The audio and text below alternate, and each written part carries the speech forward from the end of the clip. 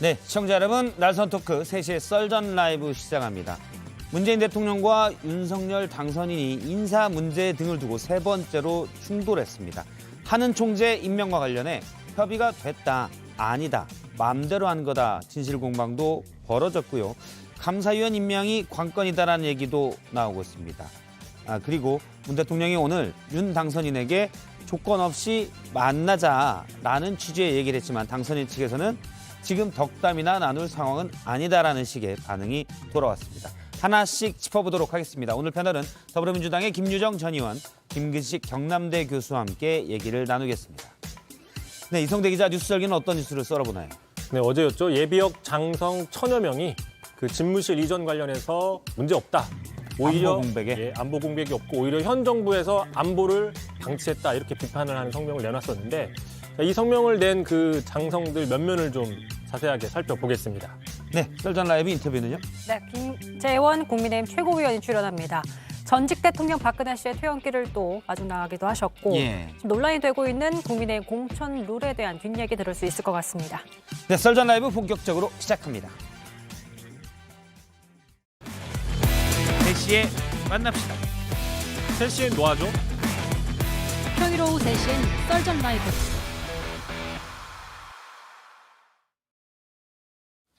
네, 오늘 패널은 더불어민주당의 김유정 전 의원 그리고 김근식 경남대 교수님이 나왔습니다. 안녕하십니까? 안녕하세요. 지난주에 김유정 의원님이 처음 나오셨는데 네, 반응이 아주 좋았습니다. 감사합니다. 말씀을 워낙 재밌게 잘하신다고. 제가 거기에 묻어가겠습니다. 예, 박자를 잘 맞추셨다는 반응이 또 나왔습니다. 알겠습니다. 오늘 첫 주제는 먼저 오늘 모습을 드러냈죠. 5년 만에 박근혜로 잡았습니다. 전직 대통령 박근혜 씨가 오늘 삼성 서울병원에서 퇴원했습니다. 예고가 됐었죠.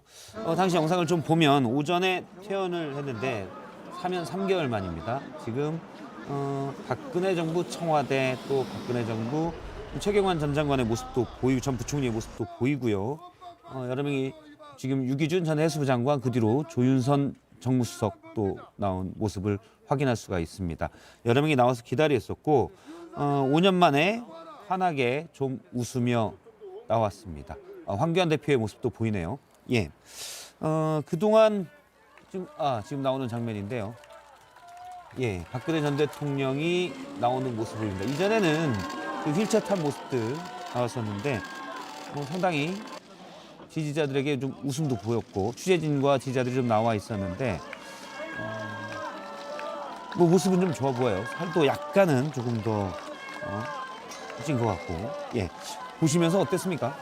사실 좀 감회가 그렇죠. 좀 있죠. 여러 감회가 새로울 수밖에 없고요. 어찌됐든 5년을 그 영어 생활을 하고 사면돼서 나왔고 그다음에 이제 온전하게 이제 일상으로 돌아온 거 아니겠습니까? 그 전에 또 병원에서 퇴원 수속을 밟을 때까지는 또 치료를 해야 됐기 때문에 제가 듣기로는 지난 연말에 사면했을 당시만 해도 건강 상태가 굉장히 안 좋았던 것으로 알고 있습니다. 그래서 일단 건강이 이유도 됐었죠. 그렇죠. 그래서 다행히 이렇게 건강한 모습으로 돌아왔고 그다음에 어찌됐든 우여곡절이 많은 정치인이고 전직 대통령입니다만은 지금 다시 일상으로 돌아와서 개인으로서 새로운 생활을 시작한다는 점에서는 뭐 다 서로 격려하고 박수를 보낼 일이라고 봅니다. 예. 4년 9개월 만이더라고요. 그러니까 이제 뭐 형량에 비해서는 뭐 길지는 않은 시간이었지만 또 사면에 대해서 연말에 감사 표시도 했었고 또 오늘은 이제 염려해 주신 국민들께도 감사 인사를 드렸어요. 그래서 아마 이제 그 박근혜 정부 당시의 측근들이 오늘 다 총 결집한 것 같은데 소위 이제 잘 나가던 분들이잖아요. 예. 오랜만에 다들 모습 보이면 서로 반가워하는 모습도 봤는데 이제 건강 회복되셨다고는 하는데 이제 병원 치료, 입원 치료를 안 할 정도라고 해요. 그러니까 이제 통원 치료는 여전히 필요한 것 같고 그래서 이제 문재인 대통령께서도 오늘 정무비서관 통해서 난 보내셨고 또 늘 건강하시라고 이제 이런 또 덕담도 해주셨는데 그래서 또 서로 덕담도 주고 받으셨잖아요. 그래서 앞으로 이제 정치를 처음 시작했던 그 달성군 사저로 오늘 이제 돌아가셨는데 얼굴 모습 뵈니까 이제 굉장히 홀가분한 그런 모습이세요. 예. 웃는 모습도 이제 몇 년 만에 처음 뵙는 것 같고 그래서 앞으로는 이제 좀 불행한 과거는 있었지만 전임 대통령으로서 조금 이 정치권에 좀 쓴소리도 좀 하고 통합과 화합으로 가는 어떤 정치를 만들기 위한 뭐 그런 뭐 충언 이런 거 좀 해주셨으면 좋겠습니다. 예, 오늘 박근혜 전 대통령이 이제 퇴원해서 국립현충원을 방문해서 박정희 전 대통령의 묘역을 들으기도 했고 그 뒤에 사저로 갔습니다. 일단 기자들과 퇴원해서 만나면서 뭐 감사 인사 방금 말씀하신 대로를 했었는데요. 잠깐 얘기를 들어보겠습니다. 네, 현재 건강 상태 어떠신가요? 많이 회복됐습니다. 국민 여러분께 5년 만에 이제 인사를 드리게 됐습니다. 또 많이 염려를 해주셔서 건강이 많이 회복이 됐고요. 또 지난 4개월 동안 헌신적으로 치료에 임해주신 삼성병원의 의료진 그리고 관계자 여러분께 감사의 말씀을 드리고 싶습니다. 앞으로 계획은 혹시 어떻게 되실까요? 앞으로 거치나 계획이 정해진 게 있을까요? 국민 여러분께 하실 말씀 있을까요? 국민 여러분께 하실 말씀 있을까요? 기자들이 이제 뭐 달라붙는다고 저희는 표현을 하는데 달라붙어서 이것저것 많이 물어봤는데 퇴원하면서는 이제 공식적인 멘트 건강하다 그리고 뭐 의료진 뭐 관계자분들 국민 여러분께 인사를 드리겠다 감사하다라고 표현을 했습니다. 그 다음에 대구 사저에 대구 달성군에 이미 사택을 마련했지 않습니까? 거기로 이동을 했는데 이때도 좀 얘기를 했습니다. 앞으로의 계획도 잠깐 밝혔는데 뭐 얘기하는 도중에 일부 지지자가 소주병을 던지기도 하는 일이 있었습니다. 잠깐 이 대구에서 나온 얘기도 들어보겠습니다. 돌아보면 지난 5년의 시간은 저에게 무척 견디기 힘든 그런 시간들이었습니다. 힘들 때마다 저의 정치적 고향이자 마음의 고향인 달성으로 돌아갈 날을 생각하며 견뎌냈습니다. 좋은 인재들이 저의 고향인 대구의 도약을 이루고 더 나아가 대한민국의 발전에 기여할 수 있도록 저의 작은 힘이나마 보태려고 합니다.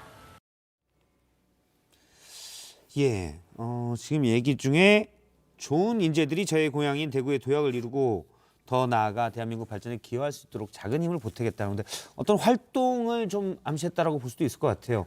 어떻게 해석합니까? 일부에서는 뭐 정치적이 아니냐라는 얘기도 있는데 김지웅 의원님은 어떻게 보세요? 이제 해석하기 나름인 것 같은데요. 박근혜 전 대통령의 이제 통상 한마디 정치가 상당히 정치권에 미치는 영향이 컸던 거를 저희는 기억하고 있죠. 그래서 아마 이런 부분도 글쎄요. 지방선거 좀 너무 이르지 않나 싶은 생각도 드는데 인재들이 뭐 활동할 수 있도록 또 제가 못다 이룬 꿈들을 또 이룰 수 있도록 뭐 협력하겠다, 힘을 보태겠다 이제 이런 얘기를 했는데 아마 경우에 따라서는 선거에 뭐 그 지원을 할 수도 있다는 얘기로 들리고요. 그리고 나서서 지원 유세 같은 걸 하지 않더라도 아마 앞으로 이 달성군 사저는 지금 오늘 이제 그 사저로 그 돌아오시기 전에도 뭐 지지자들과 뭐 그 주민들이 뭐 문전성시를 이뤘다고 하지 않습니까? 앞으로 더 그럴 가능성이 높다. 뭐 불을 보듯 뻔하다 이렇게 생각하는데요. 또 지방선거 앞두고는 아마 많은 후보들 또 정치권의 인사들이 뭐 아마 문전성시를 이룰 거라고 생각을 합니다. 그때 이제는 사실은 내가 친박이었다가 다시 나오는 건가요? 그렇죠. 이제 다시 이제 친박, 친윤 이렇게 구별이 될까요? 대구 경북에 출마하는 분들이 또 문전성시 이룰 것이고 또 아마 국민의힘의 타이틀을 달고 출마하는 많은 분들이 전국의 많은 분들이 아마 이제 이 사저를 찾지 않을까 이런 생각도 아울러 해보는데요. 한편 또 걱정되는 분이 있어요. 홍준표 전 대표 같은 경우에는 썩 관계가 좋지 않았던 기억이 나는데 이번에 지금 뭐 지방선거 관련해가지고 공천 페널티도 지금 더블로 받게 되는 거 아닙니까? 10%, 15% 합쳐서 25% 감점 이런 것 때문에 논란이 많던데 아마 지금 이제 이 박근혜 전 대통령의 이제 퇴원과 또 사저에 입주하는 이 모습을 보면서 아마 많은 정치인들의 마음속으로 만감이 교차하는 그런 순간이 아닐까 봅니다. 저는 뭐 전직 대통령이시고 그리고 또 그 탄핵과 또 법적 처벌을 받으신 분이기 때문에 예. 그 모든 영역을 뒤로 하고 저는 이제 대한민국의 원로로서 그리고 그 정직 대통령으로서의 저는 합당한 행보를 할 거라고 봅니다. 그리고 우선 건강이 제일 우선이라고 보고요. 그래서 저는 오늘 이야기한 거의 말미에 대한민국의 발전에 조금이라도 보탬이 되고 싶다. 이 말을 정치적 활동의 재개를 시사하는 것으로 확대 해석할 필요는 없어 보인다. 예. 그냥 일반론적인 국가 원로의 이야기로 좀 이해하고 싶고요. 다만 지금 김 의원이 말씀하신 것처럼 그 앞부분 좋은 인재들이 저의 고향인 대구의 도약을 이룰 수 있도록 이야기를 하니까 6월 1일 지방선거에 대구시장만 해도 지금 치열하지 않습니까? 예. 그래서 특히나 대구라고 하는 민심 그리고 이제 달성은 바로 대구권역이기 때문에 대구광역시 안에 그렇습니다. 그렇기 때문에 달성 사저에 지금 있는 박근혜 전 대통령의 말 한마디 행보 하나가 대구시장 경선 과정부터 사실 상당한 정치적 영향력을 행사할 수가 있거든요. 본인은 그런 의지가 없다고 하더라도 그렇죠. 정치적 욕심 있는 사람들이 찾아와서 예. 한마디만 해주십시오. 사진 말, 한 장 제 말이 그 찍어주세요. 말입니다. 라고 그러니까 하면 이제 또 그렇죠. 그러니까 박근혜 전 대통령이 직접 그렇게 할 일은 없어 보이는데 예. 정치적 필요에 의하거나 또 요 지방선거를 앞두고 이 경쟁이 치열하기 때문에 박근혜 전 대통령의 환심 또 박근혜 대통령의 어떤 지지를 끌어내기 위한 다양한 어떤 노력들이 있을 것 같아서 예. 이 부분에 대해서 저는 국민의힘 측에서도 공천 관리를 좀 투명하게 했으면 좋겠고 또 박근혜 전 대통령도 쉽사리 그런 정치적인 유불리로 움직이지 않는 모습을 보일 거라고 믿고 예. 또 거기에 또 대구나 경북 지역에서 지방선거를 나가시는 분들도 그걸 너무 또 지나치게 활용할 필요가 없어 보인다 이렇게 말씀드리고 네, 싶습니다. 오늘 그 윤석열 당선인도 한마디를 했습니다. 통이동 사무실에 있는 인수위 사무실에 있는 이 천막 기자실에 들러서 요 전직 대통령 박근혜 씨 관련 언급됐는데요. 잠깐 들어보겠습니다. 건강이 이렇게 회복돼서 이제 사저로 가시게 돼서 아주 참 다행이고 저도 한 내주부터 지방을 좀 가볼까 하는데 퇴원하셨다니까 한번 찾아뵐 계획을 지금 가지고 있습니다. 시흥시 초청도 아니 원래 전직 대통령 다 오시게 돼 있잖아요. 그래서 당연히 예. 일단 이 취임식에는 당연히 초청하겠다고 했고요. 그 전에라도 뭐 찾아볼 가능성이 있다고 보시나요? 네, 뭐 다음 주부터 지역을 또 다닌다고 하잖아요. 당선인이. 그러니까 이제 그 기회에 한번 찾아뵐 수도 있겠다 이런 생각도 드는데, 근데 뭐 아직까지는 별 뭐 얘기가 없다, 별 소식이 없었다. 당선인 측으로부터 이제 그런 얘기 나오고 있죠. 그런데 오늘 보니까 이제 그 대표적인 친박 인사라고 할 수 있는 조원진 우리 공화당 대표가 탄핵과 관련해서 진솔한 사과부터 해라 지금 또 이렇게 일침을 예. 놨더라고요. 이제 거기에 대해서 당선인이 또 어떤 입장을 보일지는 또 두고 봐야 될 문제이긴 합니다만은 뭐 지금 당선인이 또 그 어찌됐거나 이명박 박근혜 정부를 이어받은 정부잖아요. 지금 윤석열 다가오는 정부가. 그러니까 찾아뵙는 거는 뭐 자연스러운 일이라고 생각하는데 아마도 제 생각에는 그냥 취임식장에서 처음 뵙는 게 맞지 않나 싶기도 않을까? 하고요. 네. 지역 일정을 이제 뭐 소화를 한다고 하니까 저는 영남 지역을 갈 것이고 가면 달성에 가서 만날 가능성도 높다고 봅니다. 사실 그것 때문에 지역 일정을 만들었을 가능성도 배제할 수는 없지 않을까요? 그렇지는 않고요. 그렇지는 않나요? 예. 5월 10일 취임식이니까 아직까지 시간이 상당히 많이 남아 있어서 5월 10일 취임식 또 그리고 전직 대통령을 공식적으로 초청을 하는 게 통상 관례이기 때문에 예. 다른 분들도 온 상황에서 만나서 뭐 이런 인간적인 이야기를 할 기회는 아니지 않습니까? 그래서 그 전직 대통령을 초청한다는 취임식에서의 만남은 만남이고 저는 윤석열 당선인이 박근혜 전 대통령하고 인간적으로 소통을 하면서 좀 풀 문제는 있다고 봐요. 그래서 저는 그런 내용들도 염두에 두고 아마 예. 다음 주에 지방 일정을 잡지 않았나 아니 근데 생각합니다. 가서 취임식에 와주십사 이런 말씀을 드릴 수도 있겠죠. 그렇죠. 되게 모양도 좀 나겠네요. 네, 뭐 그렇게 할 수도 있겠지만 그것보다는 지금 이제 그 문제보다는 그것도 중요한 문제입니다만 3월 10일 날 당선 확정되고 나서 보름 동안 지금 인수인계 해야 될 현직 대통령과의 만남보다 박근혜 전 대통령과의 만남이 지금 먼저 되게 될 상황이에요. 그렇겠네요. 어떻게 보면. 그래서 그 문제부터 먼저 푸는 게 맞다. 저는 이렇게 봅니다. 그렇게 되지는 않겠죠. 그러니까 아, 그래요? 당연히 그러면 주말까지 해서 뭐 문재인 대통령과 윤석열 당선인이 만날 가능성이 저는 별로 없어 보이는데 현재로서는. 저는 이제 오늘 썰전 라이브에서 윤 당선인께 부탁을 좀 드리면 문 대통령하고 조건 없이 만나야 된다고 생각합니다. 만나서 당선인의 원칙적 입장을 밝히고 협조를 요청하고 그걸로 끝내면 되는 겁니다. 그다음 문재인 대통령이 인사권을 행사하든 말든 청와대 이전을 도와주든 말든 그건 당선인을 길로서 그냥 뚜벅뚜벅 걸어가면 될 일이지 거기에 조건을 달고 협상을 달고 당선인 측에서 계속 싸움을 키워나가는 건 바람직하지 않다. 예. 저는 그런 면에서 보면 윤석열 당선인이 썰전 라이브를 본다면 저는 그 신속하게 지금이라도 그 문재인 대통령과 만남을 좀 성사시킬 거라고 봅니다. 지금 그 얘기를 이제 본격적으로 해보도록 하겠습니다. 두 번째 주제로 저희가 얘기한 건데요. 문과 윤의 3차 충돌로 잡았습니다. 일단 앞서 김근식 교수님이 말씀대로 회동 문제도 지금 서로 부딪히고 있고요.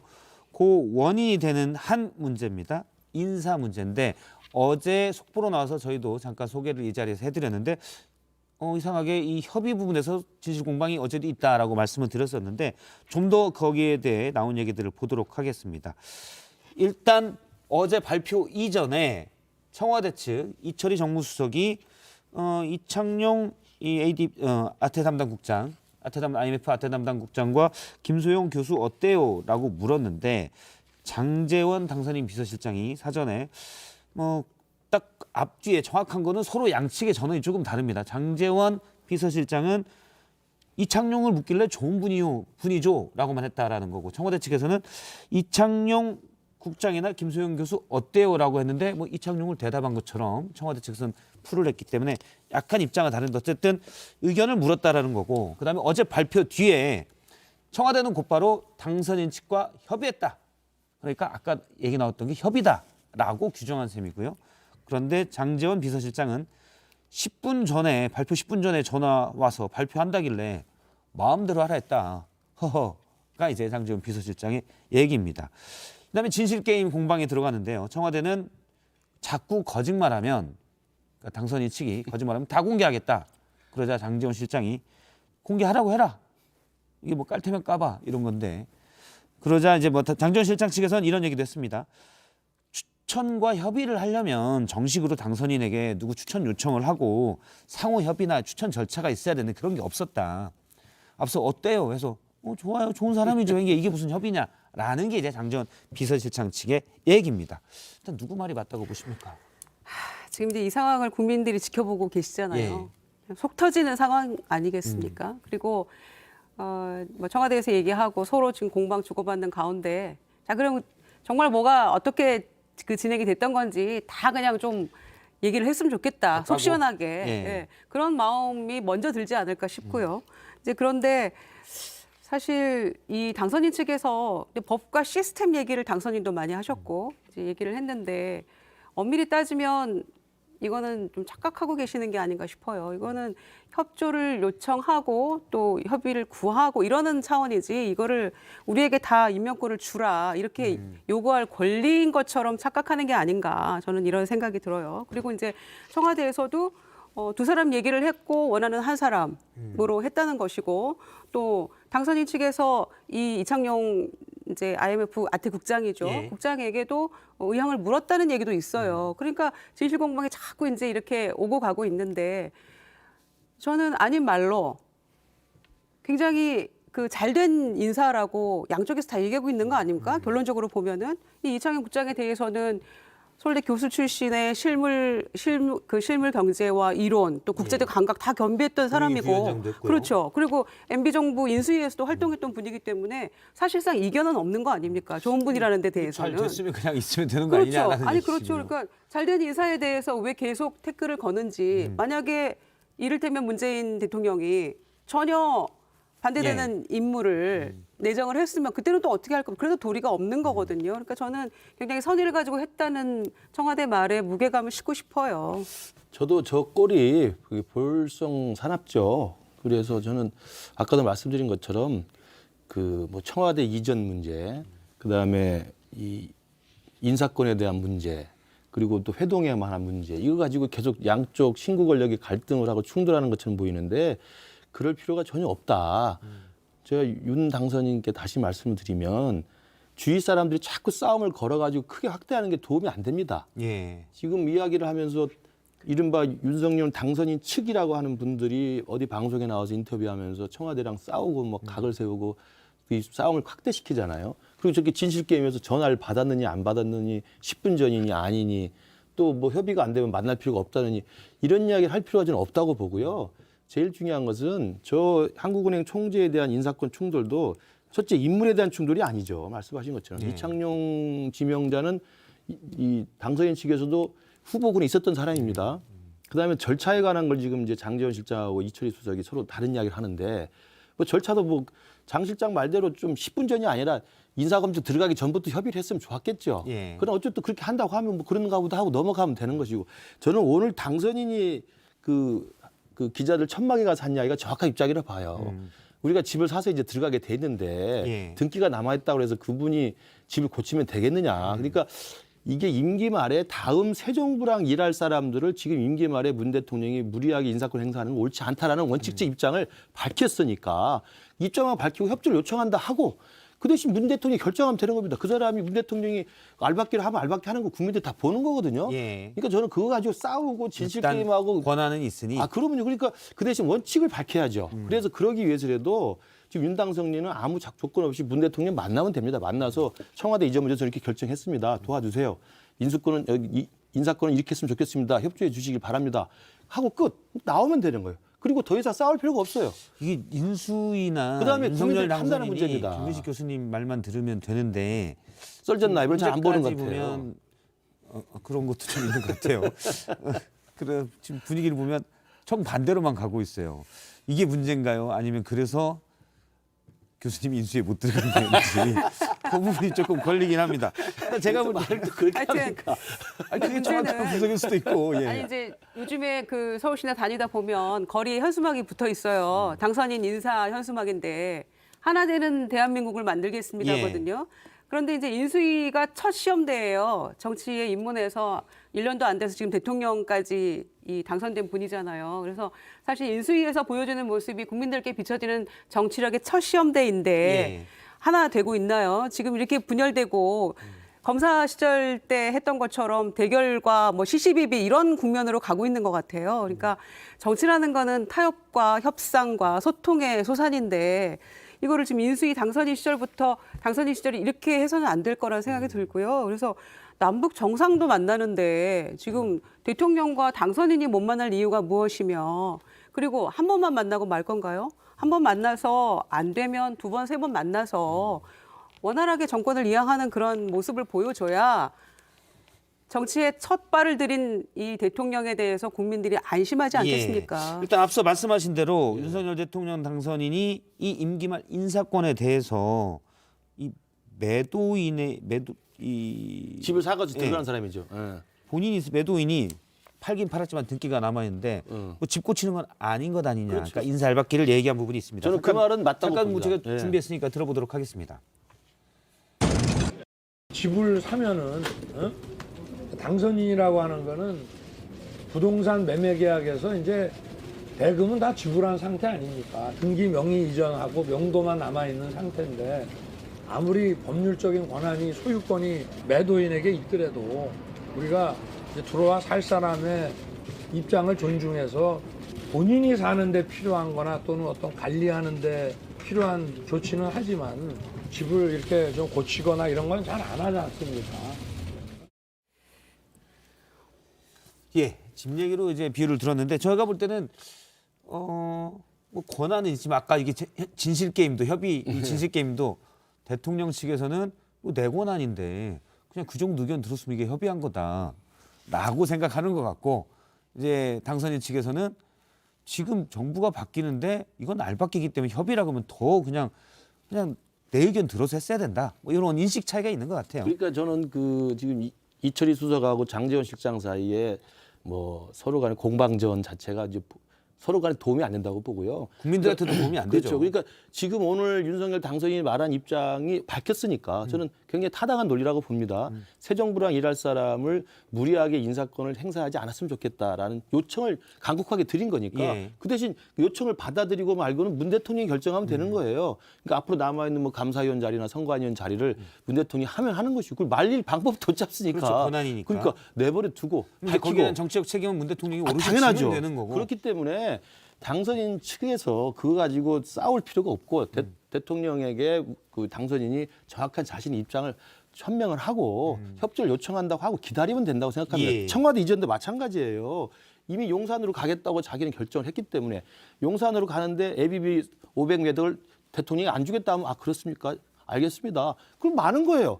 이걸 뭐 청와대가 그렇게 돼 있으니. 그렇지 뭐 돈을 주니 안 주니 싸울 필요 뭐가 있습니까? 국민들이 판단하니까 국민만 바라보고 간다고 생각하고 하나만 예를 들면 오세훈 시장 예를 제가 들고 싶어요. 윤 당선인에게. 오세훈 시장이 보궐선거 들어왔는데 민주당이 서울시 의회 110명 중에 102석을 갖고 있습니다. 할 수 있는 일이 없어요. 오세훈 시장 어떻게 했느냐? 바로 가자마자 취임하자마자 임기 1년짜리 보궐시장인데 의회에 가서 협조 부탁드리고 나 이렇게 하고 싶습니다. 도와주세요 하고 그리고 국민만 바라보고 시민만 바라보고 가는 겁니다. 민주당 의석이 110석 중에 102석이라고 발목 잡으면 시민들이 다 보면 알아요. 저는 윤 당선이 이렇게 뚜벅뚜벅 자신의 입장을 원칙적으로 밝히고 주변들은 말 좀 못하게 좀 신중하게 좀 하라고 예. 하고 저를 그렇게 걸어가면 모든 것은 문 대통령의 책임으로 돌아갑니다. 근데 지금 이렇게 힘싸움을 하는 게 사실은 감사위원 자리 때문이다라고 얘기가 있습니다. 그러니까 당선인 측에서 협의 없었다고 사실 발끈, 격양돼 있는데 뒤에 감사위원 때문이다. 오히려 이제 감사위원 자리가 그래서 부각된 효과는 분명히 있습니다. 저희가 이제 감사위원 보면 감사위원은 감사원장을 포함해서 모두 7명인데 현재 저희가 그림에 나오듯이 2자리가 공석입니다. 그런데 지금 왼쪽으로 제가 표시하는 분들이 예. 임기가 뭐 이제 막 시작된 분도 있고 2년 정도 된 분도 있는데 감사위원회 임기는 4년인데 지금 최재 감사원장 비롯해서 약간 문재인 대통령과 가깝다라고 보기 때문에 이 중에 한 명만 더 이 정부에서 감사위원을 임명하면 감사원이 이제 모든 거 감사위원회에서 회의를 해서 다수결로 결정하는데 뭐 좀 영향을 끼칠 수 있지 않냐. 그래서 문재인 정부 측에서는 한 명은 윤석열 당선인에게 임명권을 주되 한 명은 우리가 하겠다. 근데 이제 윤석열 제가 어제도 그 인수위의 고위 관계자랑 통화를 해봤는데 한 명 절대 안 된다. 이거 알밖에 안 된다. 과반인데 여기에 대해서 상당히 격앙을 하더라고요. 이 인사권이라고 봐야 됩니까? 인사권 2명 지금 남아 있는 공석 2명에 대한 인사권은 사실 대통령에게 있죠. 예. 인사권이라고 봐야 됩니까? 알박기라고 봐야 됩니까? 인사권이죠. 윤석열 당선인이 그 법대로 좋아하시잖아요. 그럼 법대로 따지면 전에 황교안 5년마다 지금 5년 주기로 공수가 교대되면서 똑같은 예. 얘기 하잖아요. 계속 그렇죠. 낙하산이다, 알박기다. 법적 권한은 우리한테 있다. 국정공백가 없어야 된다. 지금 똑같은 얘기를 쳇바퀴 돌도 하고 있는데 윤석열 당선인의 입장에서 조금 다른 모습을 보이려면 우선 법 개정이 우선이다 이런 얘기를 먼저 해주셔야 돼요. 그래서 공공기관 운영에 관한 법률 같은 거 임기 장은 3년, 뭐 이사는 2년 이렇게 되어 있는데 계속 어긋나기 때문에 이런 불행이 5년마다 이 대통령 임기하고 안 맞는 데서 소리들이 비극이잖아요. 여권제로 바꿔서 다 대통령 임기에 맞게 그래서 법을 바꿔서 그래, 조금 그게 이제 윤석열 대통령 임기 때부터 정권 초기에 적용된다는 그렇죠. 말씀이시죠? 정권 초기에 조금 이제 뭐 그 얘기가 좀 나오다가 법 바꿔야 된다 나오다가 또 없어지고 또 정권 말기가 되면 이런 얘기가 계속 반복되는 거 국민들 보기에도 정말 피곤하잖아요. 5년 전에 한 얘기 이름만 바꾸면 지금 얘기랑 똑같다 이런 얘기 하잖아요. 그래서 그런 법을 좀 개정할 필요가 있다라는 게 제가 기대하는 윤석열식 확법인데 그렇게 얘기하지 않고 뭐 매도인 매수인 얘기하시면서 매도인이 살다가도 보일러 고장나면 추우면 고치면 살아야지 어떡합니까? 나갈 때까지는. 근데 그런 얘기 저는 드리고 싶고요. 이 감사위원 같은 경우에도 지금 이렇게 시쳇말로 안달이 난 이유가 있잖아요. 저희 알다시피 문재인 정부 들어서 환경부 장관 블랙리스트 사건 때문에 예. 대법원에서 유죄 확정 판결을 받았잖아요. 그러니까 지금 신임 정부가 기존에 임명된 사람들을 쫓아내지 못하잖아요. 법적으로 불법이잖아요. 그리고 그거를 누가 했나요? 윤석열 검찰 때 한 거란 말이죠. 그 수사를 담당했던 분이 지금 당선인 캠프에 있다가 인수위에도 예. 있는 분 아닙니까? 그러니까 법적으로 나중에 쫓아내는 거는 불법이라는 걸 너무나 잘 알고 있기 때문에 지금 과도하게 알박기다 이런 얘기를 하면서 대통령의 법적으로 일단은 뭐 형식적으로 가졌다 할지라도 여기에 대해서 과도한 침해가 아닌가 생각하고 이런 건 예. 모든 거 다 법을 바꿔야 된다. 협조하고 소통하면 그러니까 해결될 수 있어요. 간단하다니까요. 지금 그 4명을 더 채우기 위해서 뭐 지금 그 임기 말에 2명을 더 자기 권한으로 행사하겠다 하라 이거예요. 그러니까 그거 가지고 권한이니까. 그건 하라. 근데 그 국민들이 판단하니까 그거 가지고 싸우지 말라는 거예요. 그러니까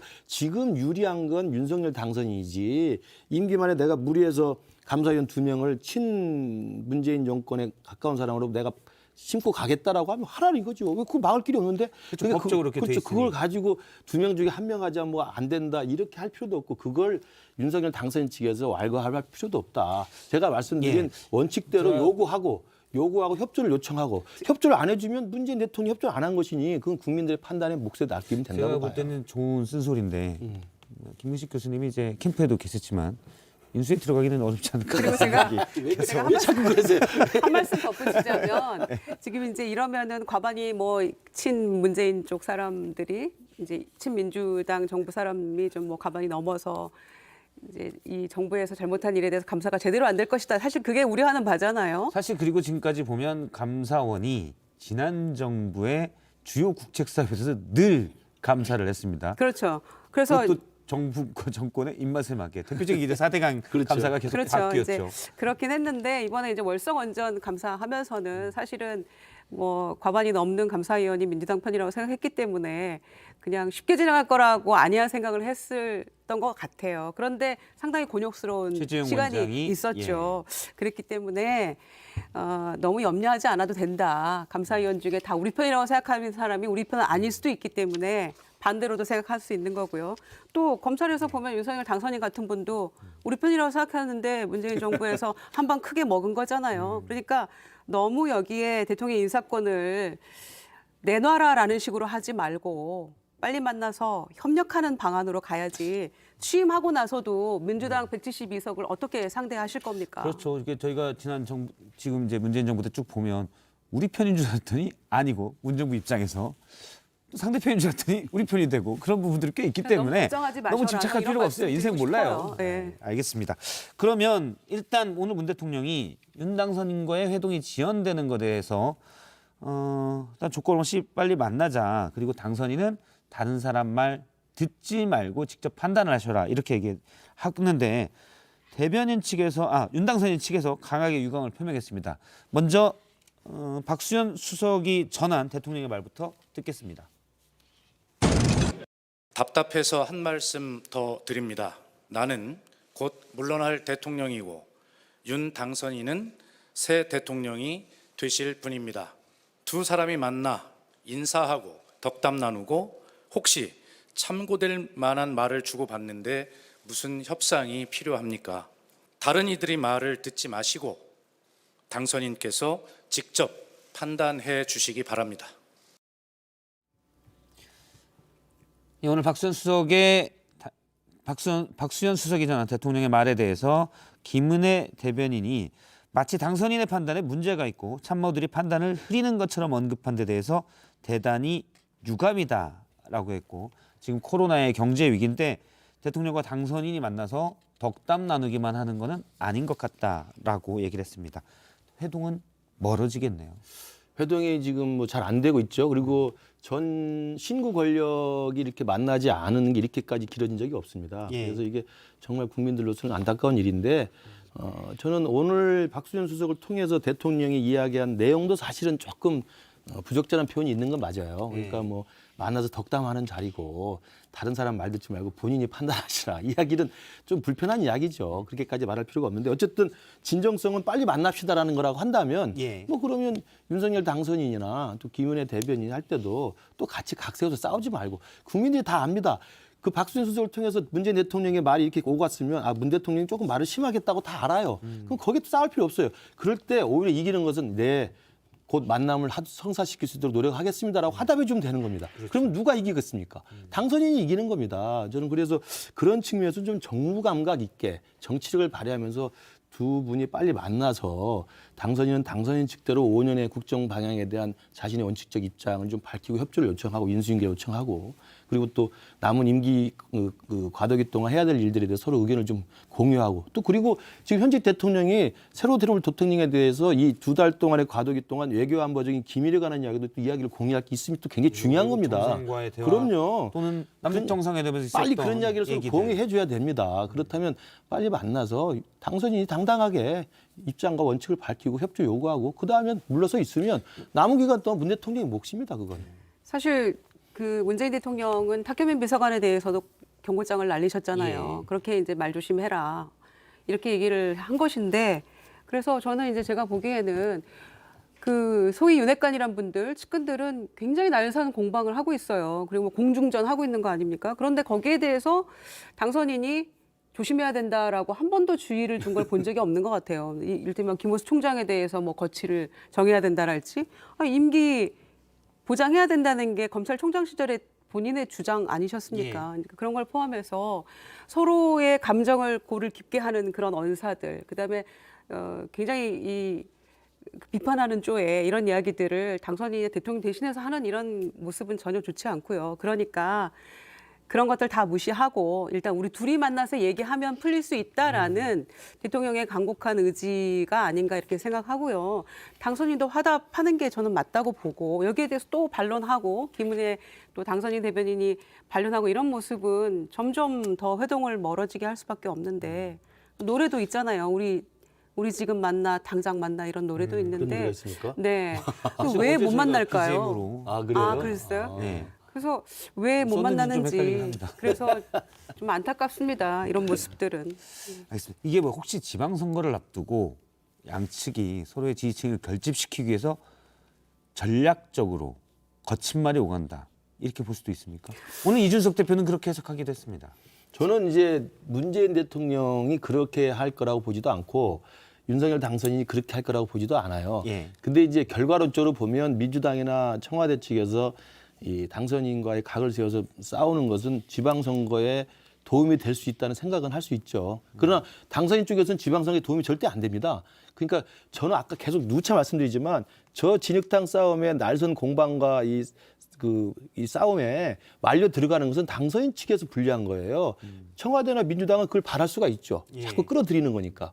그리고 그런 싸움에 말려 들어가지 않도록 오히려 원칙과 입장을 밝히고 모든 걸 문 대통령의 책임으로 돌려놓으면 그리고 열심히 인수위 준비하고 민생 챙기고 경제 발전에서 관련해서 현장 돌아다니고 그러면서 취임 준비하면 됩니다. 저는 그렇게 생각합니다. 그렇죠. 그러니까 이 대통령 집무실 이전 문제도 당선인이 하겠다는데 무슨 상관이냐 뭐 이렇게 이제 한마디로 정리하면 그런 입장인데 또 한편 이쪽에서는 그럽니다. 죽이 되든 밥이 되든 그냥 두시죠라는 얘기도 있지만 죽이 되면 이건 5월 9일까지는 문재인 대통령 책임인 겁니다. 그러니까 여기에 대해서 너무 그렇게 서로에 대해서 조금 감정을 너무 건드리는 그런 발언들은 측근들이건 당선인이건 다 좀 자제하는 게 좋고요.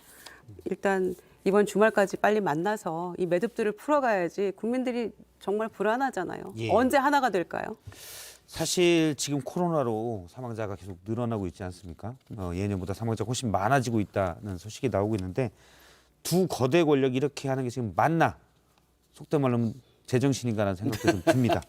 그러면 다음 얘기를 좀 해보도록 하겠습니다. 다음 얘기는 윤석열 당선인과의 이 관계에 있는 얘기인데요. 영상으로 먼저 보도록 하겠습니다. 윤석열 형으로 시작되는 문장을 만들어서 그렇게 지켜진 윤석열 검사였습니다. 공장님 자세를 똑바로 해주세요. 네. 수감기관입니다. 네. 윤석열이 갖고 있는 정의감, 공정심, 이 부분에 대한 의심을 낳습니다. 그것도 선택적 의심 아니십니까? 과거에는 안 그러셨지 않습니까? 과거에는 저에 대해서 안 그러셨지 않습니까? 이제 제가 이어받아 국민의 검찰개혁 명령을 완수하려 합니다.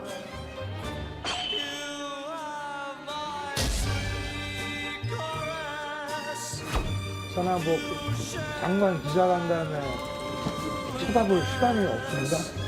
뭐라고 했어요? 그 대검하고 입장에 날아다니는 얘기만 나오면 됩니다.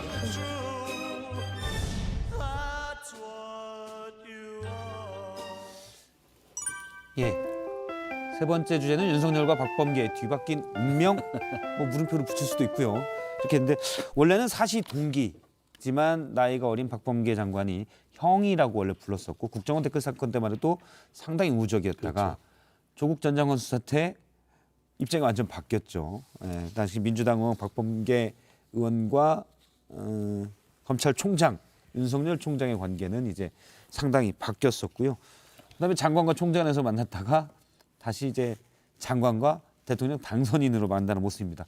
인생 역정 드라마를 잠깐 보셨는데 소감을 얘기해 주시면. 역정입니다. 역정. 역전은 아니고요. 이거 보면 그냥 한 번에 드는 생각은 5년 뒤에 또 어떻게 될지 모른다. 사람 일 어찌 아느냐 뭐 이런 생각이 먼저 들고요. 그다음에 이제 오늘 법무부 그 인수위에서 업무 보고를 지금 안 받겠다 보이콧하고 또 언제 잡힐지 모르는 이런 상황이 돼 버렸잖아요. 그래서 지금 이런 이 모습을 보니까 이게 사람 일은 알 수가 없지만 이렇게 공수가 뒤바뀐 이런 상황이랄지 뭐 자세히 똑바로 하세요 했는데 지금 어제 그 검찰 수사권 폐지랄지 이 부분에 대한 입장 기자회견 한 것 때문에 지금 굉장히 무례하다 지금 태도 지적 받고 있는 거거든요. 예. 인수위로부터는. 분노를 금할 수 없다라는 네, 얘기도 그래서 나왔습니다. 그것도 저는 도저히 뭐 이해할 수 없고 이따가 또 말씀드리겠습니다만은 이런 상황인데 한치 앞을 알 수 없구나 이런 생각도 들고요. 그러나 이 평정심을 잃지 말고 옳다고 믿고 나가는 것은 제대로 하는 건 그게 굉장히 중요하겠다는 생각합니다. 일단 수사지휘권 법무부 장관의 검찰총장에 대한 구체적 사건에 대한 수사지휘권이잖아요. 당선인의 공약은 폐지가 되어 있습니다. 근데 어제 법무부 장관이 거기에 동의할 수 없다라고 했었는데 어떻게 보십니까, 김계식 교수님은? 그 제가 그 당선인 측에서 자꾸 불필요한 싸움에 말려들 필요 없다고 말을 하는데 박범계 장관도 어제 그 기자회견을 자청해서 하는 이야기는 굉장히 부적절한 처신이죠. 그러니까 인수인계를 할 때 이제 새로 들어올 정부에 대해서 오늘 법무부 인수위 보고가 예정돼 있는데 그 전날 기자회견을 해서 이 공약이 완전히 잘못됐다라고 이야기하는 건 아까 말씀하신 것처럼 문 대통령이 지난주에 청와대 참모한테 이야기했던 거 있지 않습니까? 예. 당선인의 공약과 국정 방향에 대해서 개인적인 의견을 달지 말아라고 했지 않습니까? 그렇죠. 그게 정면으로 위배되는 겁니다. 전 문 대통령이 저는 단호하게 문책을 한다고 생각합니다. 그래서 박범계 장관이 뭐 성정이 그러신지 모르겠으나 저는 부적절한 처신이고. 사실 박범계 장관 입장에서는 정치적으로 이제 한 달 반 뒤면 야당 의원 되지 그렇죠. 않습니까? 예. 손해 볼 일은 없는 게임이에요. 그러니까 지지를 모을 수도 저걸 있고. 인수인계에 원활한 어떤 협력을 하는 게 지금의 가장 그 좋은 바람직한 모습인데 자꾸 이걸 문제를 만들고 이걸 정치로 활용하려고 하니까 저는 문제가 된다고 보고요. 수사지휘권 문제는 이게 그 법률에 있습니다만 2005년에 당시 천정배 장관이 당시 검찰총장 수사지휘권 하기 전에는 50년 넘게 한 번도 발동된 적이 없어요. 예. 이게 지난번 추미애 장관 때 말도 아닌 사건으로 수사지휘권을 남발했지 않습니까? 남발했고 그래서 박범계 장관도 이제 그래서 남발했죠. 이제 총장 권한대행에게 그렇습니다. 남발을 했습니다. 그래서 남발은 아니고 2번 했습니다. 그래서 수사지휘권이 법률적으로 명시되어 있는 것은 검찰 출신 총장에게 대해서 그래도 이제 선출될 권력의 대리인인 장관이 개입할 수 있는 법률적 여지를 열어놓은 것이지 그걸 쓰라고 한 건 아니거든요. 근데 이걸 그냥 추미애 장관이나 박범계 장관처럼 사적으로 검찰총장에게 거의 감정적인 수사지휘권 발동을 했기 때문에 문제가 되는 건데 저도 개인적으로는 그걸 굳이 폐지할 필요는 없다. 그러나 추미애 장관, 박범계 장관처럼 그렇게 수사지휘권을 남발하는 행태에 대해서는 단호하게 우리가 거부해야 한다고 생각을 합니다. 예. 이제 어제 이제 박범계 장관의 기자회견 이 검찰 개혁과 관련한 그 당선인의 그 입장에 대해서 이제 정면으로 배치되는 그런 얘기죠. 근데 그것이 곧 이 문재인 정부의 입장이기도 하고요. 그러니까 제가 보기에는 인수위에서 오늘 이제 업무 보고를 보이콧까지 해야 될 일이냐 이런 생각이 드는데 아마 괘씸죄에 걸린 것 같아요. 왜냐하면은 이 문재인 정부의 검찰 개혁의 입장이나 내용에 대해서는 모르는 바가 아니잖아요. 이렇게 알려진 사실이고 또 더군다나 이 부분에 대해서는 윤석열 검찰총장이 총장 지명받기 그 무렵에 문재인 정부의 검찰개혁에 동의합니다. 이렇게 해가지고 총장이 된 거거든요. 그런데 내용은 지금 완전히 달라진 거죠. 거기에 대해서. 그러니까 그거는 뭐 주지의 사실이었는데 업무보고까지 안 받고 무례하다 뭐 이렇게까지 할 정도인가. 그거는 그 밑에 그 차관 이하 사람들은 전부 다 좌불안성 아닙니까. 그러니까 이 안철수 위원장이 점령군처럼 하지 않겠다 이랬는데 점령군 같은 거예요. 이게 갑질하는 거죠. 한마디로. 그래서 토의를 해야죠. 이 정부에서는 이렇게 했고 다를 수밖에 없는 거 아닙니까? 신임 정부하고 문재인 정부의 검찰개혁 방향이나 이런 것들은 예. 다를 수밖에 없는데 그걸 보고를 받고 토의하고 새 정부에서 이렇게 하겠다라고 얘기하는 거 하려고 업무보고 받는 거거든요. 여가부 폐지하겠다고 했는데 그럼 여성가족부 업무보고 받을 때 폐지에 반대합니다 하면 보이콧 할 겁니까? 고용노동부에서 최저임금 얘기하는데 당선인의 입장과 다른 얘기하면 또 그거 보이콧 할 겁니까? 이렇게 해서는 안 된다는 거고요. 수사지휘권 폐지와 관련해서는 이 검찰개혁 방안이 한마디로 독립성, 뭐 중립성, 공정성 확보라고 얘기는 하고 있습니다만 보수 언론에서도 지적합니다. 예. 이 수사지휘권 폐지나 뭐 예산 독립성 강화나 또 수사 확대 이런 것들이 대놓고 지금 검찰권 강화하겠다는 거냐 이제 이렇게 얘기하면서 비판하고 있거든요. 그래서 수사지휘권이라는 게 민주당에서 뭐 그 원일이 부대변인인가요? 민주당에서 이 수사지휘권 뭐 폐지를 주장했던 거 아니냐 이제 이런 얘기를 하고 있는데 그때 당시에 주장했던 데는 이유가 있었죠. 그러니까 이 검찰 출신 법무부 장관이 검찰에게 하명 수사하는 거 예. 이런 부분에 대해서 문제가 있으니까 폐지해야 된다는 거였는데 지금하고는 상황이 다른 거죠. 아니 뭐 저는 그러니까 어제 박범계 장관의 그 기자회견을 통해서 당선인의 공약에 대한 정면 반박은 굉장히 부적절하다는 말씀 드리고요. 예. 말씀처럼 또 그렇다고 또 오늘 인수위에서 그 뭐 그걸 안 받았다고 하는데 그 말은 또 되는 게 법무부 입장과 대검 입장이 다른데 법무부 입장을 먼저 들어서는 안 되니 둘이 같이 듣던가 둘 사이에 의견이 조율된 다음에 인수위의 보고를 받겠다는 것이어서 그걸 또 너무 이렇게 볼 필요 없는데 뭐 경악을 금치 못한다 뭐라고 그랬죠. 분노를 금했어. 이런 표현을 쓴 것은 또 당선인 측에서 자제할 필요가 있다 말씀드립니다. 사실 뭐 국민 통합은 멀어져만 가는 듯한 느낌입니다. 그럴수록 알겠습니다. 이 갈등의 부채질하는 쪽이 누군지 선명하게 밝히도록 나베로 두는 게 좋다고 생각해요. 저희는 일단 부채질하지 않겠습니다. 인수위의 이런 모습을 국민들이 보고 계시다는 것만 기억하면 될 것 예. 같아요. 네, 오늘 두 분 말씀 여기까지 듣겠습니다. 고맙습니다. 3시엔 뭐하죠? 라이브. 3시엔 뭐하죠? 썰전 라이브. 이제는 3시 시청자 제일주의 썰전 라이브.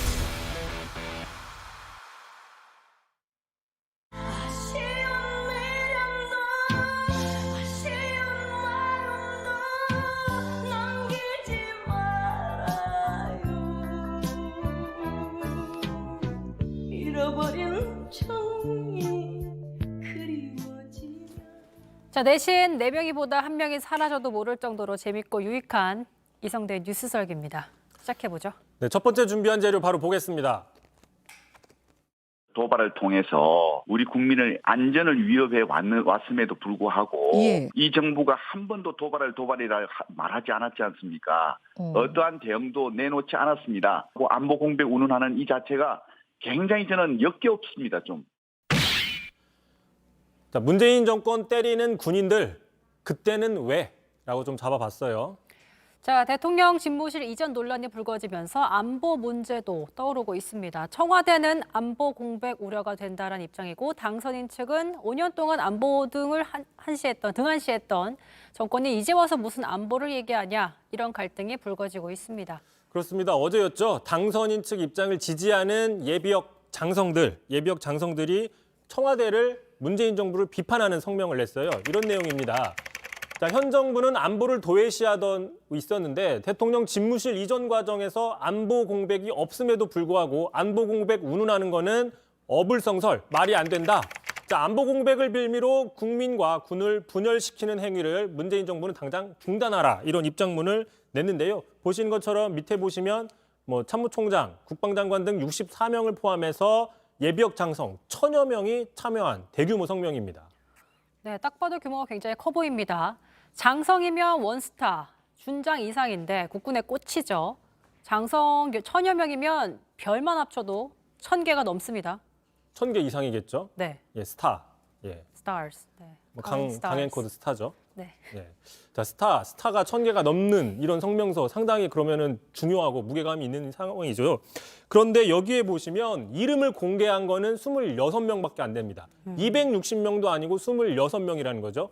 자, 그럼 나머지 974명은 누군지 지금 알 수는 없어요. 일단 그 부분이 있다는 거고요. 자, 공개가 된 이름 26명을 보면은 또 몇몇이 눈에 띄는 사람이 있습니다. 자, 대표적으로 심승섭 전 해군 참모총장, 최병혁 전 연합부 사령관, 전진구 전 해병대 사령관인데 왜 눈에 띄는지 아십니까?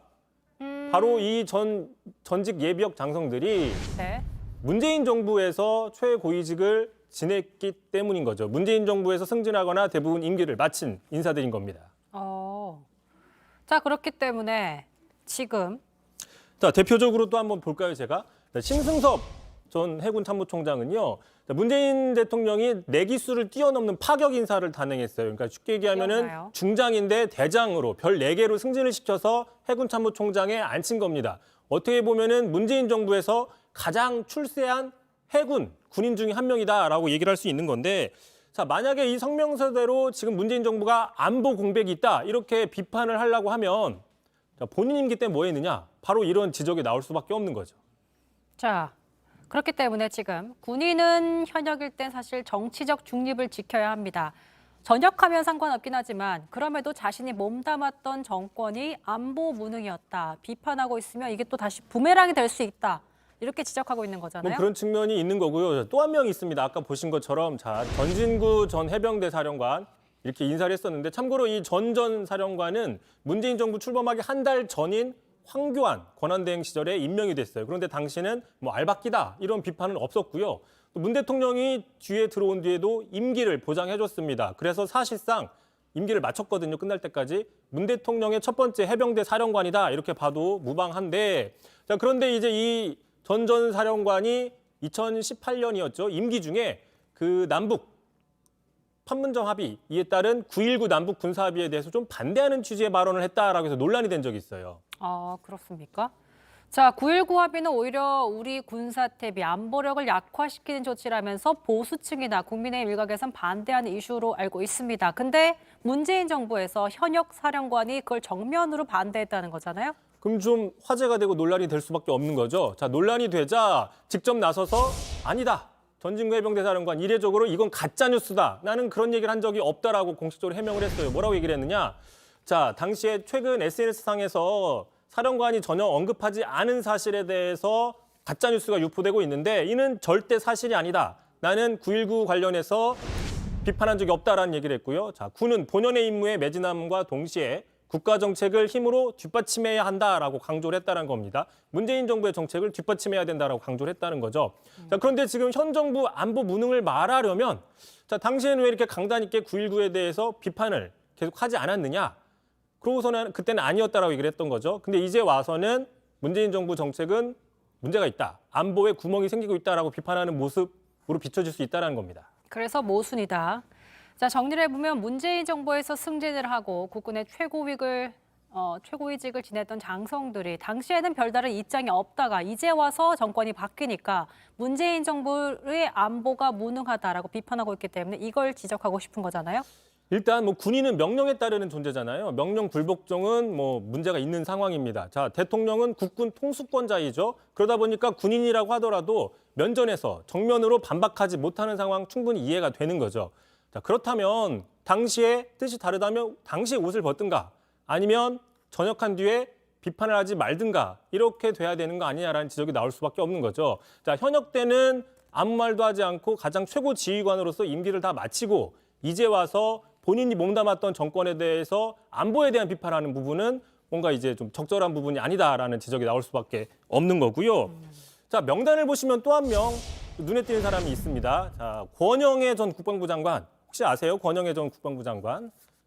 아니요. 잘 모르실 거예요, 아마. 네. 옛날인데 YS 정부 시절 국방장관 또 안기부장을 했던 사람인데 뭘로 유명한지 아십니까? 바로 권영애 전 국방부 장관은 북풍 공작, 총풍 사건이라고 있습니다. 1996년 총선 직전에 북한에 판문점에서 총을 좀 쏴달라. 네. 이런 공작이 있었죠. 선거에 이기기 위해서. 바로 그 공작의 배후로 지목이 됐는데 검찰 수사 당시에 자해소동을 한 적도 있습니다. 90년대 말에.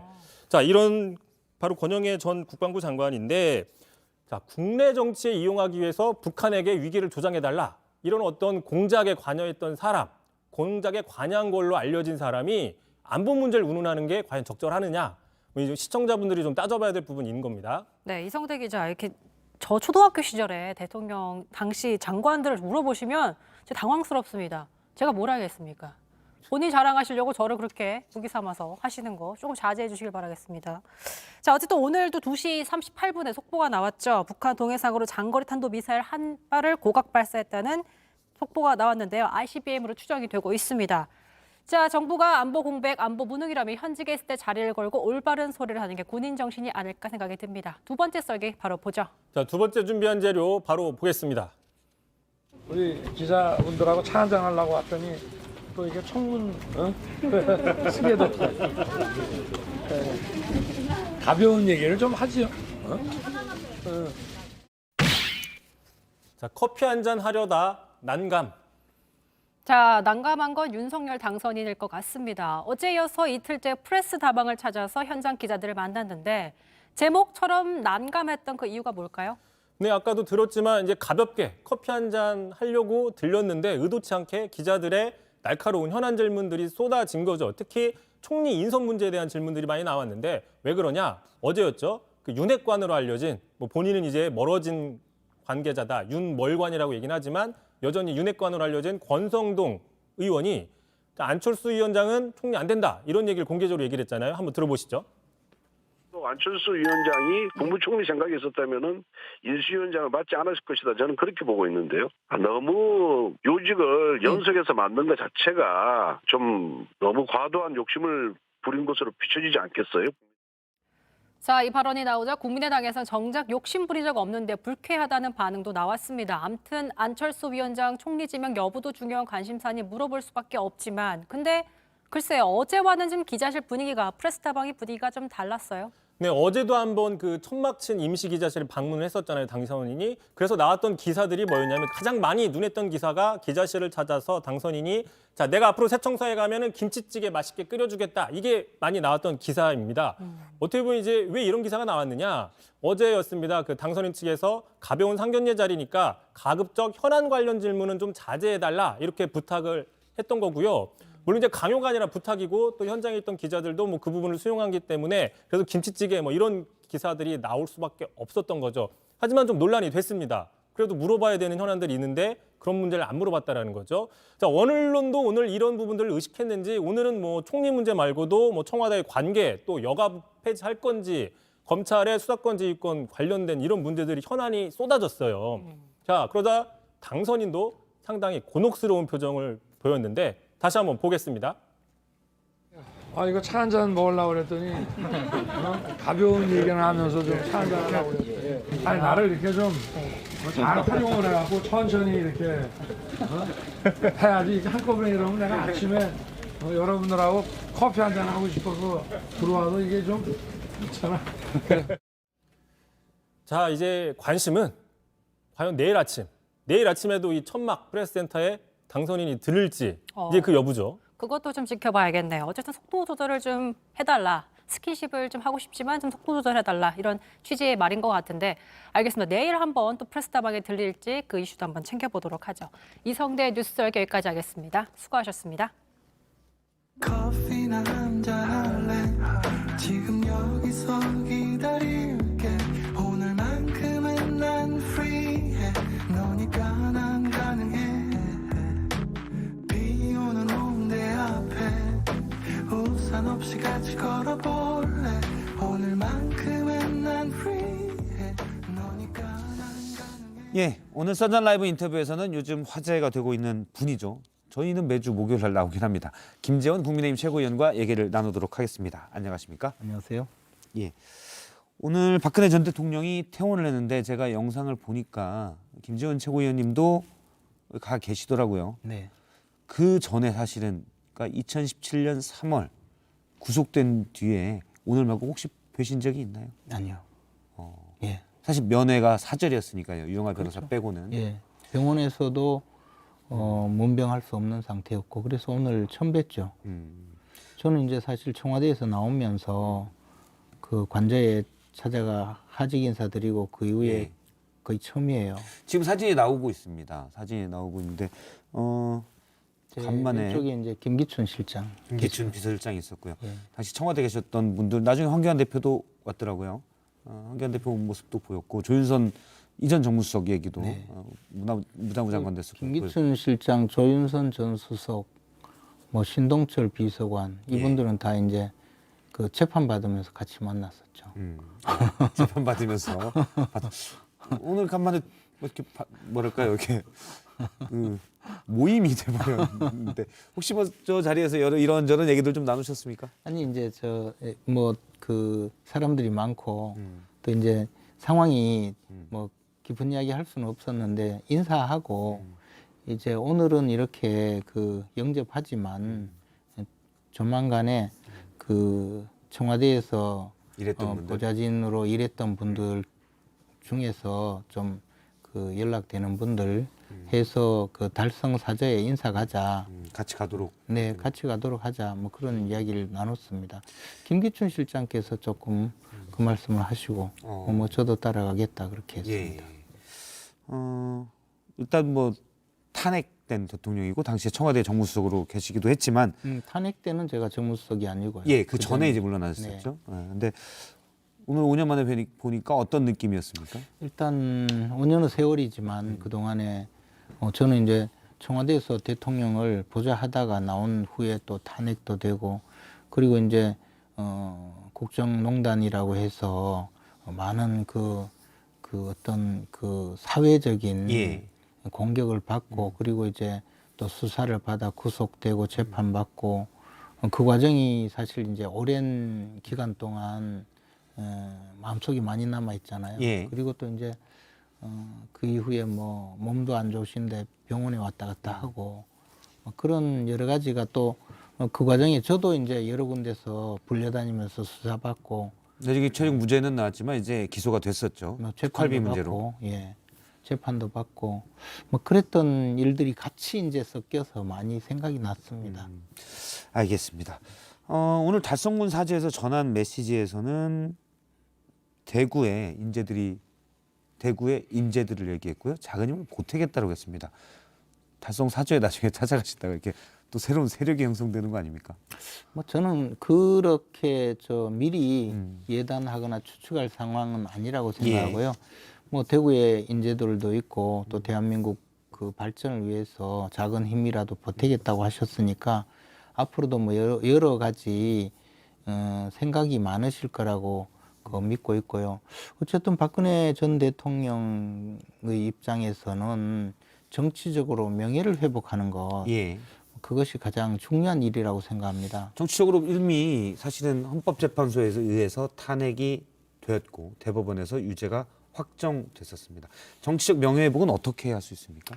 뭐 그것은 이제 앞으로 많은 또 그 생각을 여러 사람들이 함께 해서 방향을 정하고 그쪽으로 가겠지만 어쨌든 정치적으로 명예가 회복되어야 그 우리 이제 보수 진영 전체에게도 저는 보탬이 된다고 봐요. 그리고 정치적 명예 회복을 위해서 필요한 일이라면 뭐 저도 충분히 역할을 할 생각입니다. 근데 이제 우리 역사적으로 보면 우리 국민의힘 당사의 그 최고회의를 하는 회의실에 가면 이승만 대통령 그리고 그 박정희 대통령 그리고 김영삼 대통령 세 분의 초상이 걸려 있어요. 그리고 그래서 우리가 이제 이명박 대통령과 그 박근혜 대통령 초상은 걸지 않고 있는 거죠. 탄핵과 대법원 유죄로 사실은 전직 대통령 예우에 관한 법률에 의해서 예우를 받을 수가 없죠. 근데 뭐 전직 대통령 예우 때문에 그러는 것이 아니고 쉽게 말씀드리자면 우리는 보수 정당이잖아요. 그럼 보수 정당에서 그 내놓을 수 있는 정치적 자산이 아니다라고. 그러니까 이제 정치적 자산으로 아직까지 내세우지 않고 있는 정도로 정치적인 그 자산이 좀 사라진 그런 입장이 돼버렸잖아요. 그러니까 그러고 나면 사실은 보수 진영에서의 많은 과거의 역사적 유산을 우리가 이제 소실을 한 것이거든요. 그러니까 저는 이제 박근혜 전 대통령의 그 정치적인 명예 회복이 결국은 우리 보수 진영 전체의 정치적 자산을 되살리는 길이라고 생각하고 그것이 또 나라에도 보탬이 된다고 생각해요.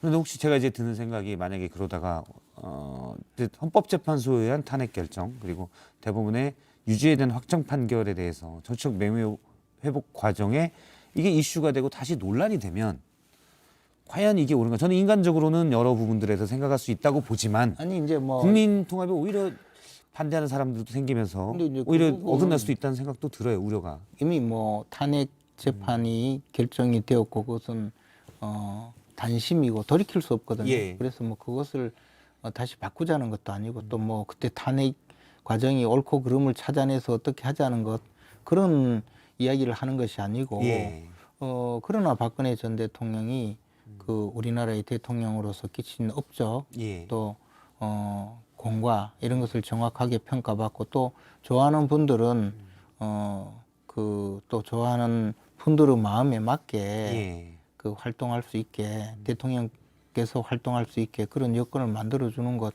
이런 것이 정치적 명예 회복이죠. 지금 뭐 없는 역사를 처음부터 다시 돌려서 과거 일을 없는 것으로 하자고 제가 말씀드리는 것이 아니고 지금부터라도 전직 대통령으로서 존중하고 존경하고 싶은 분들은 그분을 흠모하고 따르듯이 그런 여건은 반드시 만들어줘야 된다. 그리고 억울한 부분이 있다면 그 부분은 또 신원을 해드리는 것도 맞고요. 그러니까 법적 체계 내에서 과가 결정이 됐고 분명히 됐지만 그런 부분에 대해서 너무 공이 가려진 측면들이 있는데 지지자들이 있는 것도 분명하니만큼 그런 부분도 좀 평가하고 돼야 되지 않겠냐는 말씀으로 이해를 하면 되겠습니까? 중국 역사에서 보면요.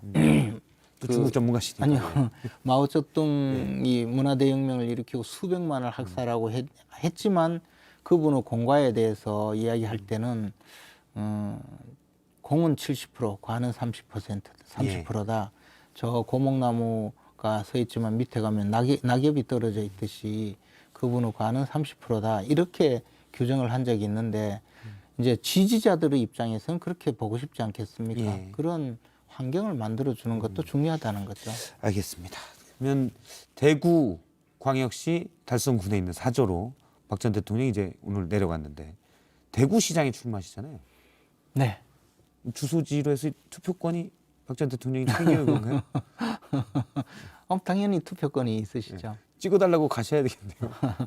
그거는 이제 제 혼자 갈 일은 아니고 아까 말씀드렸듯이 청와대에서 보좌했던 분들이 이제 좀 같이 같이 또 그것도 뭐 그냥 어느 날 가서 초인종 눌러서 될 일이 아니잖아요. 사전에 협의를 해서 그렇게 이제 인사드리러 갈 그런 계획으로 있는데요. 구체적으로 뭐 언제쯤 될지 또는 어떤 방식이 될지는 전혀 정해져 있지 않습니다. 홍준표 의원으로서는 조금 싫어할 만한 말씀. 홍준표 의원님한테도 제가 몇 번 출연 요청을 저희가 드렸는데 안 하셔서 어차피 오시면 무사하게 물어보도록 하겠습니다. 박근혜 전 대통령이 대구광역시로 내려가면서 당시 정무수석을 했던 김지원 지금 최고위원이 좀 더 유리한 지역이 된 것 아니냐라는 평가가 있거든요. 어떻게 보십니까? 근데 뭐 그것을 정치적으로 이용해서 득표 활동을 할 생각도 전혀 없고요. 저는 이제 공교롭게 제가 그 선거에 출마하는 그 상황에 박근혜 전 대통령이 그 사저를 대구로 정하고 또 대구로 오신 뭐 그런 그 상황이지 그것을 가지고 뭐 득표에 도움이 된다고 생각해서 활용을 한다든가 또는 그것을 주된 어떤 선거운동의 방향으로 잡을 수도 없고요. 일단 뭐 같이 찍은 사진을 활용하지 않겠다는 식으로 이해를 하도록 하겠습니다. 실제로 그 선거 그 외벽에 전에 이제 정무수석으로 일할 때 그 찍은 사진을 좀 그 내걸자는 주장이 많았었는데 뭐 그것조차 좀 제가 좀 비겁하다 그런 생각이 들어서 못하게 막았습니다. 제가 볼 때는 좋은 생각인 것 같습니다. 지금 말씀하면 다 아는 내용이니까요.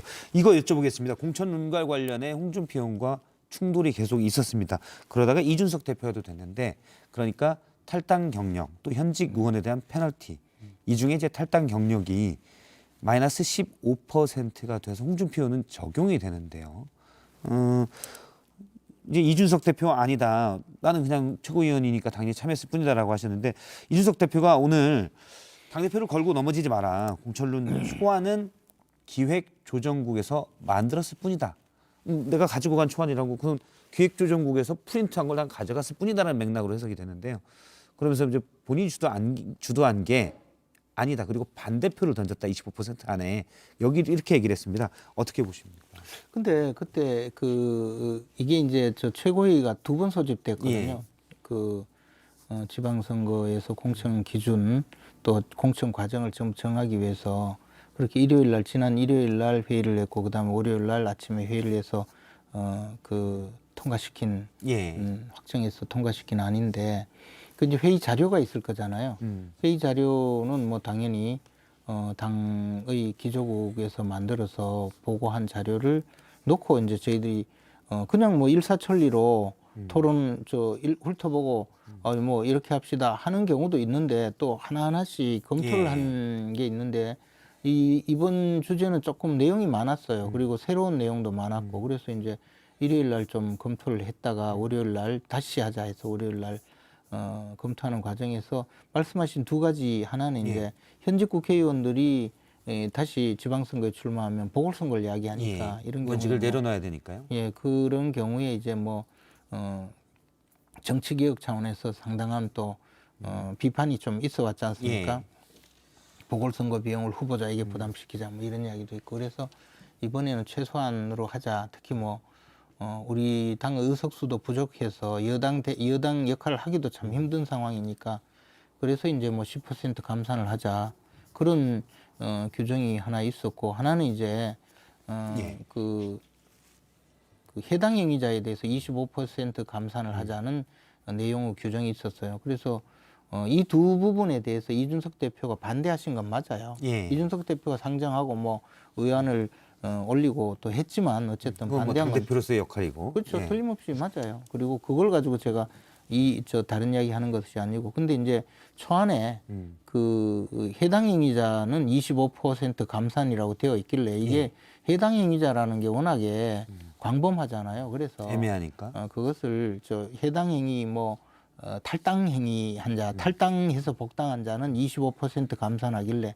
이 탈당해서 복당하는 게 우리가 이제 이합 집산을 많이 했잖아요. 뭐 분당도 하고 탈당도 하고 다 해당하기 때문에 그렇게 하면 안 되고 지방선거나 국회의원 선거에서 공천에 불복해서 탈당해서 무소속으로 출마해서 다시 복당한 부분 이것이 이제 당규에 5년간 복당 불허로 되어 있거든요. 그래서 5년간 실제로 복당을 시키지 않아야 되는데 또 선거 끝나면 흐지부지 해가지고 막 입당을 시키잖아요. 통합의 이름으로. 네.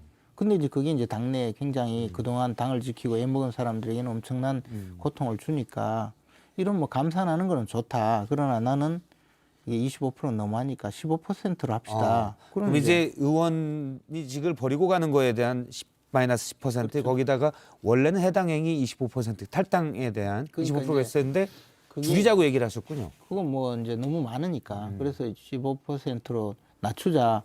그 안에 대해서도 뭐 이준석 대표는 반대하시니까 또 다른 분들도 반대하는 분들도 있으니까 무기명 투표해서 결정을 했죠. 그리고 이제 이 안이 홍준표 의원님 한 분만 적용된다고 생각하지만 전국에 이 경우에 적용되는 분들이 굉장히 많아요. 현역 의원 중에 복당한 분들은 이제 그런 분들이 해당이 되겠군요. 그뿐만 아니고 호성동 의원도 해당이 되고.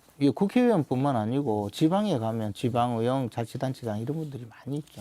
짧게 지금 시간이 뭐 그 복잡한 내용을 좀 말씀해 주셔가지고 시간이 많이 가서 문 대통령과 윤석열 당선인 어떻게 좀 빨리 만나는 게 좋습니까? 어떻습니까? 아니면 지금 만날 상황이 아닙니까?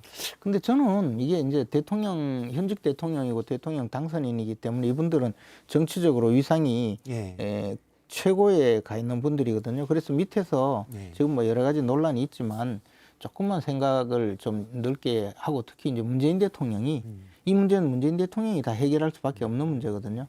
조금 생각을 넓게 하시면 내일이라도 또 만날 기회가 있다고 봅니다. 그게 이제 국민들이 그런 것을 바라죠. 너그러운 대통령이 후임 대통령에게 그 정권을 원만하게 이양을 해주고 그다음에 대통령으로서 그 직무를 성실하게 끝까지 수행하는 것 그걸 국민들이 바라지 않을까 생각합니다. 알겠습니다.